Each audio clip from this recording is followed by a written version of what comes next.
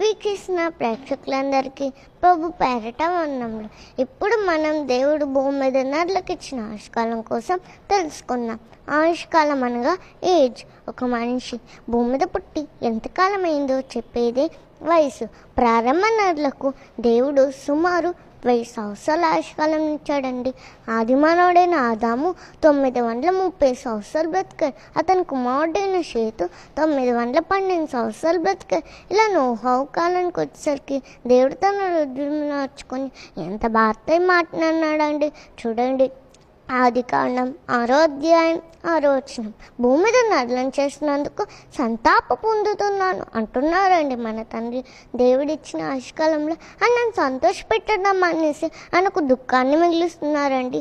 అందుకే దేవుడు నరుల ఆయుష్కాలాన్ని 120 సంవత్సరాలకు తగ్గించేసేసారు. ఇక క్రొత్త నిబంధనలకు వచ్చేసరికి యాకోబు గారు మాట్లాడుతూ, ఇంతలోనే కనబడి అంతలోనే మాయమైపోవు ఆవిరి వంటి వారము అంటున్నారండి. గనుక మనకి ఇవ్వబడిన తక్కువ ఆయుష్కాలంలో ఎక్కువ దినం పనిచేసి దేవుడులో చేరుకోవాలంటే, మరలా చేరుకోవాలంటే ఈ భూమి మీద మనం ఏం చేయాలి?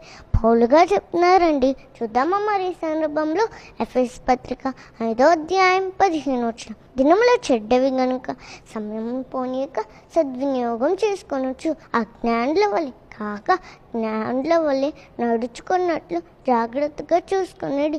ఏమండి, చాలామంది మాట్లాడుతూ టైంపాస్కి వెళ్ళి బ్రదర్ ఈ జస్ట్ టైం పాస్ అని అంటాం, వింటూ ఉంటారు కదండి. ఇప్పుడు వారందరూ ఎవరన్నమాట? జ్ఞానులు కారు, అజ్ఞానులు. దేవుడు సమయాన్ని పోనీకని చెబితే మనం మాత్రం సమయాన్ని పాస్ చేస్తున్నాం. కనుక దేవుడిచ్చిన విలువైన సమయాన్ని వృధా చేయకూడదు. Time is precious, time is valuable అని చెప్పడం మాత్రమే కాక అంతే జాగ్రత్తగా సమయాన్ని సద్వినియోగం చేసుకోవాలంటే యేసుక్రీస్తు వారు తన జీవితంలో దేవుడు ఆయనకిచ్చిన కాలంలో తన పని అంతే పూర్తి చేసి దేవుని మహిమపరిచారు. దేవునికి మన ద్వారా మహిమ రావాలంటే ఖచ్చితంగా మనకి ఇవ్వబడిన పని అంతా నెరవేర్చుకోవాలి.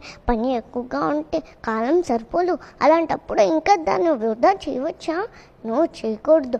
ఆఖరికి అపవాది తన కాలం కొంచెమే అని తెలుసుకొని ఎవరిని మింగుతున్నా వెతుకుతూ తిరుగుతున్నాడు.